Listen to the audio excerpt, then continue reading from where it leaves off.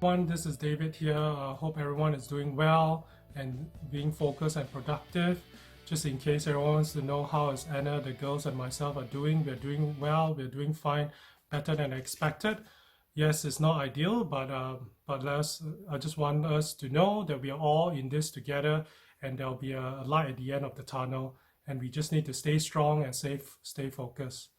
So I just want to share a few things, just to encourage everyone. And I want to start with Proverbs chapter 6, verse 8, where it says that go to the end, you sluggard, consider its ways and be wise. It has no commander, no overseer or ruler, yet it stores its provision in summer and gathers its food at harvest. It's just to let you know is that during this time I've been reading the book of Proverbs, one chapter every day, and I came upon this chapter where Solomon told the readers, saying that I want you to learn from the ants, to learn their discipline, their hardworkingness, and also their ability to know the seasons when they need to work hard and to be focused. And they are really extremely self-motivated. They know their role well, they work really hard, and they work together as a team. And as you would know, that in the ant colony, each ant has got different roles that they need to play.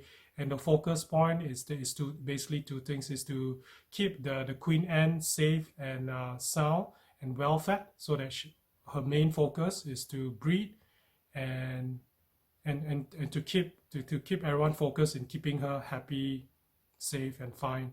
And whereas for all the ants is that the second thing is to play the role to make sure all the ant colony will be well provided and safe during the times of famine, or so to speak, or during the winter time. And that's what the ants do. When the time, especially during summer, it will do as much gathering and of food and preparation, so that when winter hits them, they'll be prepared, they'll be geared, and they will be able to survive when winter passes.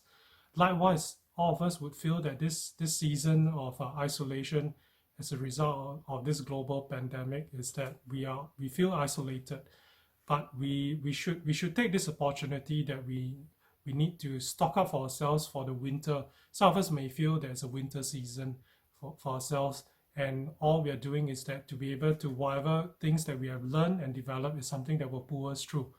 But some of us, it could be a opportunity for us to build on good, to develop ourselves well. And it's time that when the time comes for us to come out of this place where we are able to be ready. And the thing is that when it's time for us to be ready, we need to be ready, and we want to be able to shine, and to be able to launch in the things that we have developed and prepare ourselves during this time of enforced so-called winter, or even enforced preparation to prepare for winter. And I want to read from 1 Corinthians chapter 9, verse 24 to 27, where it says, where Paul tells us, do not run. Do you not know that in a race all the runners run, but only one gets the prize? Run in such a way as to get the prize. Everyone who competes in the game goes into strict training. They do it to get a crown that will not last, but we do it to get a crown that will last forever. Therefore, I do not run like a man running aimlessly. I do not fight like a man beating the air. No, I beat my body and made it my slave, so that after I have preached to others, I myself will not be disqualified for the prize. And the thing is that Paul tells us that we need to establish really good disciplines in our lives for the ultimate aim, which is to be the witnesses that Christ has called us to bear witness to his testimony and to what he has done. And that's the ultimate picture that all of us should be keeping at the forefront, and even at the background of our minds as we do things.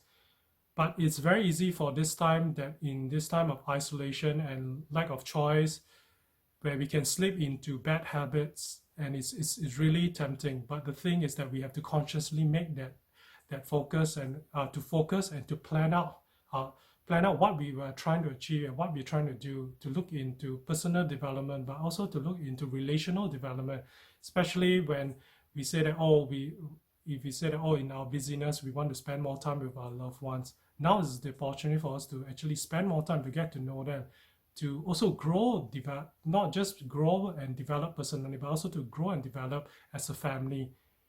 And it's very easy for this time is that we need to take this opportunity to look at, to actually filter and to be aware of things that we start to develop and to work on, because it's so easy to develop bad ones.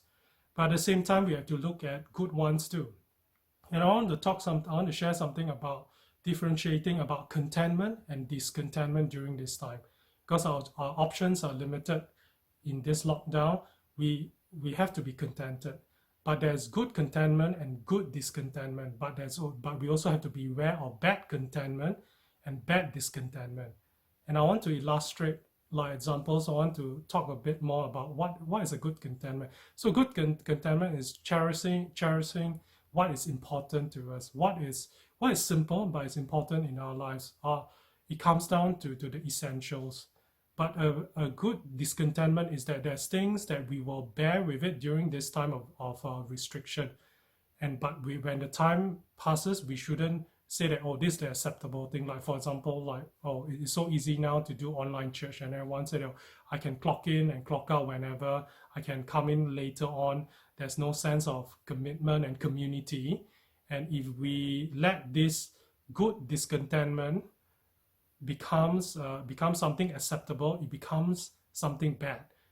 So a good discontentment is that you say that, yes, I'm still doing something, but I want to get something out of it when the time comes, and that I'm willing to be really prepared and appreciate the options that I have and all the opportunity. And we all have to take a holistic view in everything that we do too.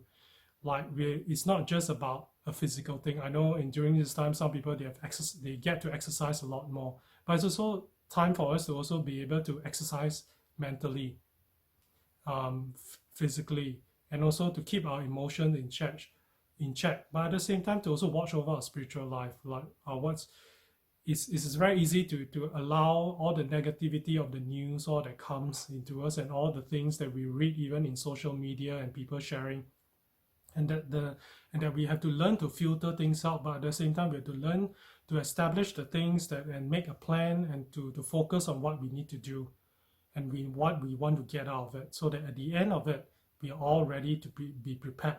We have all the storehouses ready for us to get ready to move on, get ready to engage life. And we know that life will never be the same again. And that's the thing that we want to come out of this change, not the same before we came in, and not become worse when we enter during this, when we are in this season. And I just want to finally say is that all this, we have to take all this as an opportunity, and it's a time to strengthen the good, and also to replace the bad stuff by getting into good disciplines and habits that will be able to take us to the next level once this is over. And I hope all you will be encouraged, and I hope to see you all soon.